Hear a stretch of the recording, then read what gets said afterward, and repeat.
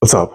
Welcome back. Today we are talking about the poisoned mind, or why everyone in society has poisoned mind to some degree, and how to fix that. How to get away from having a poisoned mind to having a loving mind, a mind that is capable of bringing you and giving you anything you want, everything you want, and most importantly, a state of fulfillment, peace, ecstasy, enthusiasm in life. These are the ultimate states we want to get to. And these states are inherent, first and foremost. They exist naturally within all of us. All of us naturally have states of peace, love, and enthusiasm for life within us. The reason we don't experience them is because our minds get poisoned throughout our lives up until the point to where we become aware of the fact that our mind can be poisoned, till we become aware of the fact that we ourselves are in control of our mind, our thoughts, or rather, we have control over selecting what thoughts are important to us, over witnessing our thoughts and how they exist for us, what they are doing for us. Until we become aware of that, up until that point, generally our minds are getting poisoned. And poisoning of the mind is simply when your mind is making assumptions, emotions, negative emotions primarily, like emotions that we equate with negative states of being, anger, jealousy, resentment, greed, lust can be thrown in. Any state that takes you out of a loving, peaceful state, you can essentially lump together as being negative. And when our mind accepts these states as part of who we are, when we accept that these emotions running through us are in fact who we are, then we are poisoning ourselves. And we wonder today why we aren't enjoying life, why people are so depressed, why people are so anxious, why people have so many issues. Well, we think that these issues are separate from us, when in fact they are showing us who we are. Anytime you are having an issue in your life, it is yourself showing you what is going on and what is wrong. And in this process, we agree to our mind being either in control of us or us being in control of it. Our mind, our brain is just a tool that we can use. We can use it to our benefit. We can use it to our detriment. But the choice is always up to us for how we use our mind, for if we choose to control it. And when we are sitting with ourselves on autopilot, what we can do to see where our mind is naturally at and to see how poisoned our mind is, because everyone has a poisoned mind to a degree. Everyone is ruining their own state of being, their own state of consciousness in some way, shape, or another. Okay, everyone is to some degree allowing themselves to poison themselves, because ultimately we become addicted to suffering. Because of suffering, we wire ourselves to believe suffering brings us pleasure and dopamine. So really we're addicted to dopamine, but we get dopamine hits from acknowledging our suffering, from acknowledging the fact that we are a victim. And so we perpetuate this cycle in our mind because we allow our mind to control us, to run the show. We say, yeah, go ahead and tell me how many ways I've been fucked over by this person in my life. Yeah, lay it on thick. Tell me all the ways that this person has fucked me over, all the ways that this person has wronged me, has done evil acts, evil deeds against me. And we just sit there and bask in it. We marinate in that. And look at yourself when you're in a state like that and see how you feel. You probably feel good because you want the suffering. You want the victim complex. So that way you can keep living in this cycle where you have a poisoned mind. Our minds are naturally healthy. They are normally perfect. There's nothing wrong with them. There's only something wrong with them when we start to create issues and we start to see things going wrong. So we do this through a few ways.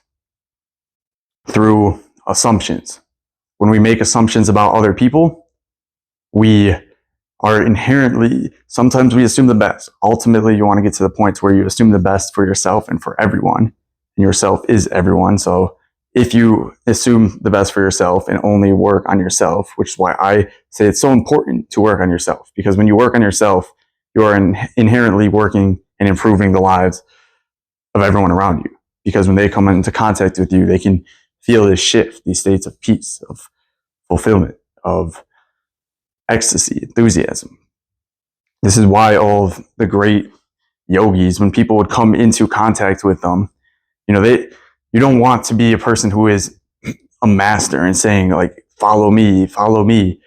But when you come into contact with people like that, you change. Your state of being changes because you realize the oneness, the love, the peace that is inherent within them, which is inherent within all of us. And they're just showing you, yes, it is a possibility for you too to feel this way. That's what Jesus was showing. That's all his teachings are about. That's all the Bible is telling you is, look, you are in complete control. You are the one. You are the one, the chosen one, if you want to call it that. Okay. You are the one that has complete control over yourself and therefore your reality, because reality is self magnified outside of you. So we allow ourselves to poison our minds through assumptions. Every time we think about, we get into an argument with someone, let's say we're in a relationship, we get into an argument with our significant other. What happens in those moments? When we get into an argument, we allow the emotions of anger, maybe jealousy, maybe resentment, guilt, embarrassment. Usually negative, generally negative emotions. We allow these in, and these pollute our thoughts. Then they are sending us thoughts of, this person fucked you over. This person is an asshole. They don't care about you. They are purposely ignoring you. They are going out of their way to do something to make you feel bad. They hate you, whatever. Our mind comes up with whatever bullshit it wants to come up with. And in those moments, we feel it to be real. We're like, yeah, holy shit, how could I never see that before? It's so clear. It's so obvious now. Yeah, this person is clearly personally attacking me. Well, there's the other mistake we're doing. We're taking it personally. An action that someone else is doing, we're taking personally.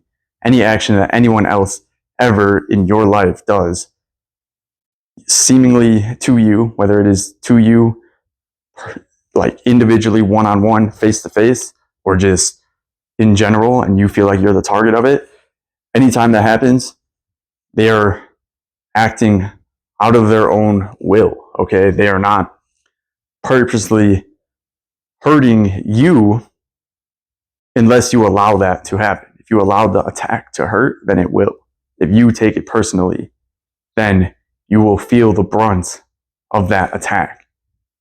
And then what does that do? All that does is take you, if you were in a state of peace, of ecstasy, of enthusiasm, of joy, before someone personally attacked you, then as soon as that happens, you get knocked out of that state and you're done. You're knocked out of that state completely. Gone. Okay? And then it takes some time to build yourself back up into that state. And usually in the time that it takes to build yourself back up, what happens is you are ruminating over this personal attack on you. You are making assumptions about what happened. You are questioning what is going on in your life to make this person hate you. And all this time you're thinking, they hate me, they are wronging me, they're doing something to hurt me, and they're all doing it to me. It is all a personal attack on myself. Okay? None of this is true, but we make it to be true. None of this is true in the sense that we have the choice to see it that way or to look at an attack on us, all right, on self. We can look at this attack and we can say they are acting that way because of their own intense emotions that they are experiencing in that moment. And so they're taking it out on me, but it has nothing to do with me. If your partner is feeling angry, it's not your fault that someone's, it could be, you can do something to provoke an anger response What's up, Kaiser? But it's not your fault. If someone else is experiencing anger and feeling angry, that is on them. That is their emotion. Or that is the emotion that they are experiencing in that moment. Okay, and it's on them to work with that and work through it. It's never on you to work on that for someone else. And when you make assumptions, okay, based off of emotion, based off of reaction, whatever it may be, when you are making assumptions, like I said, you are poisoning yourself because you are allowing poison to creep into your mind through the state of assuming wrong to be done to you, assuming another person to personally be attacking you. And how do you avoid this? Questioning questions in real life. If you are in an argument with someone, with a sibling, a friend, a parent, partner, whoever it is, doesn't matter. When you are in an argument with someone in these states, question what is going on. If you feel like there is something wrong, question it. Don't make an assumption. Don't say, oh, they clearly hate me and this is why they're doing it to me. Dive into it. Dive into it yourself if you're feeling that way. Say, why do I think this? Why am I assuming that this person hates me? Just based off of one action. So question yourself. That's always critical. You always need to be questioning self and seeing what you are allowing to poison yourself, how you are allowing your own mind, your own self to go against, to contradict. Okay? And then question the other person. If someone is mad at you, ask questions. Questions resolve conflict. They can cut through the tension, through the issue, and get to the deeper root, the deeper cause of it. Okay, an emotion is just a state that is being expressed outwardly through that. Okay, it is an expression, but it is an expression of self, but it is never the true self, because we are all naturally perfect as we are in this state, in every moment, in this moment, in every moment, because every moment exists here and now. This is all that is real. This now moment, which I'm sure you have all at least heard intellectually. This moment is the only moment that is real and the only moment that exists. And when we are experiencing an emotion, usually we are being taken out of the moment because we are being absorbed in the emotion, we are being wrapped up in that state and the beliefs surrounding it and the thought processes that create that. Like if we are in, not for every moment, I'm not saying to be emotionless, but to be aware that you are not your emotions. Okay. They are just simply things that go through you and happen to you. So you poison yourself when you attach self to emotions and you say, I am angry, and this is why I'm angry. I'm angry because my girlfriend cheated on me. Okay. Sure, you have a reason to be upset, to be angry. But then by doing that, you are just causing yourself more harm than good, because you are, and that's an extreme example, sure. But when you do that, you are just perpetuating the ability to allow yourself to feel angry. And then you're going to have a whole lot of limiting beliefs about women probably after that and say, oh, all girls will cheat on me. This is where that mindset comes from of all men are cheaters. All women are cheaters. There are no good men left. There are no good women left. Whatever. Everyone is a fucking whore. Whatever mindset you have adapted or adopted and believed and held on to, whatever you cling on to, that's limiting you. That's poisoning yourself. Okay. And you poison yourself by thinking of a situation, feeling an emotion that you attach to that situation. I'm angry at my girlfriend for cheating on me. And because I'm angry at my girlfriend for cheating on me, she clearly wronged me. I'm taking it personally now. She personally attacked me by cheating on me. And she is a whatever blank. You can fill in the blank with whatever you want to say. All right. So now I believe that she did that to me. I think this way of her. That's the truth. And now I'm going to start seeing that in my world, in my reality. I'm going to start seeing more evidence, more examples of women doing this to their boyfriends or women behaving in this way in general. Okay. And then you're going to just keep reinforcing that cycle and those beliefs. And if you're in that state, if you've been there before, it sucks. It doesn't feel good, obviously. It feels horrible. But you need to work through that. If you don't work through it, then you're just going to stay stuck in it. And all of a sudden, months, hopefully just months, but probably for some people and most people, years go by. Some people, decades. Some people, their whole life goes by. They get to their deathbed, and then they realize how much of a fool they have been because they have been holding on to things and allowing them to cause resentment, illness, disease, poison in themselves. They've been poisoning themselves. And the root cause of all poison, of all illness, okay, and this is speaking from a metaphysical standpoint, okay, I'm not talking physically. There are obviously physical causes to certain illnesses, but all comes from within and from within the mind. So in this, I'm not giving you health advice. Okay, I'm not a doctor. Do not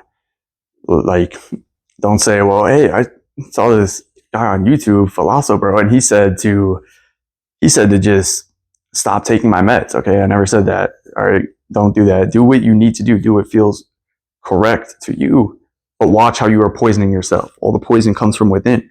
People who are regretful of not enjoying life, of not living their life when they die, is because they've been poisoning themselves the whole time to live outside of this moment and to fill themselves with attachments and assumptions, attachments to emotions that create assumptions about their life, that create assumptions about the way the world is, that create assumptions about the way everything works for them, for everyone in their life, for everyone in their reality.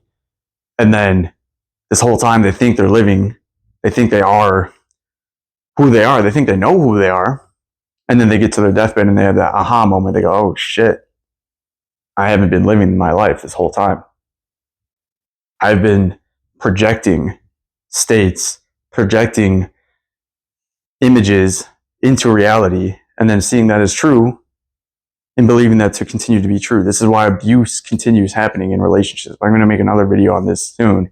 And it is a controversial topic, but look, abuse only happens because it's a cycle that is agreed upon by both parties in it. Both parties agree to the cycle of abuse, at least from a mental standpoint, and they feel the need to continue going around in this cycle, in this circle, in this pattern. Okay, they think this person, like, if you are abused and then you think, oh, this person abused me, but they love me, they didn't mean it, and it was just an accident, and they would never do anything to hurt me.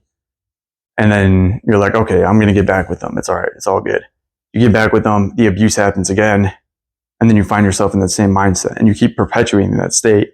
And generally speaking, this is because of lack of self-love, lack of self-understanding, lack of self-awareness. If you have awareness of self, then in those moments you see, oh shit, this person is doing this to me, but I also feel very minimal love for myself. I don't love myself. I don't love my life. I don't love who I am. I don't feel fulfilled. And because of that, I am in this cycle and allowing it to keep occurring and to keep perpetuating itself. All right. Addiction is the same way. It's a cycle of lack of self-love, self-fulfillment. All right. These cycles aren't fun to be in. They suck when you're in it, but the only way to get out of it is to be aware that you are in it. Okay. This is why abuse occurs. This is why addiction occurs. And addiction is just a mental state, right? Abuse is a mental state. If addiction is a mental state, why wouldn't anything else be mental? Because all is mental. All comes back to the mind. All right. Hermeticism. If you don't know that, go and study the principles. All is mental is saying everything results from the mind within, not the physical ego brain that we are inhabiting, that we are occupying, but the greater mind, which is everything. All right. Everything we see is mind. Everything is mental with it. And what this is saying is everything in your life occurs and you choose to make meaning or lack of meaning out of it. If you're in an existential crisis, been there, lack of meaning. The world is meaningless. All right. I choose to see no meaning in this world, and therefore I will do nothing. I will be in a state of inaction. You think you're benefiting yourself. You think you're helping yourself. You're not. Okay. So, back to the root, to the core of this video, man. We are filling ourselves with mental poison all the time. And we don't even realize it, because we don't even realize that we are the ones poisoning ourselves. We think someone else is poisoning us. And that's really the core of this video. We think someone else or something else in our life, my dog's looking at me on the couch, trying to get my attention. We think that someone or something else in our life is causing us to be a certain way, to act a certain way, to believe a certain thing, to assume a certain thing, to react a certain way, to live in a certain emotional state. You get what I'm saying? I think you can paint the picture clearly in your mind. We think it's outside. It's never outside. It's never external. It's always internal. We are the ones causing our own suffering. We are the ones saying that the world is suffering to begin with. Okay? We are the ones doing it to ourselves, always. And once you learn that, once you feel that, realize that, maybe you have to work on some stuff, some past trauma, some experiences. That's okay. It might suck. I'm sorry. But then what happens is you free yourself.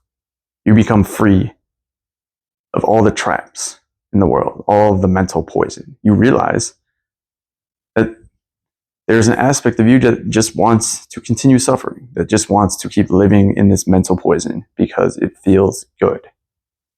And just because something feels good doesn't mean it's good for you. All right. So we want peace. We want fulfillment. We want enthusiasm and joy, love, being in love with us, with ourselves, and therefore being in love with life. This is the ultimate goal. All right. Let's get there. I think that's all I need to say for this video. I love you guys, and start to love yourself. All right. Look at your own mental poisoning. See how you're poisoning yourself. Drop a comment below if you're talking about anything, any comments, any criticism, whatever. Drop it below. If you want me to expand more on this topic, I would be happy to do that. So you can drop that down below as well. All right. And until the next one, love you guys. Peace.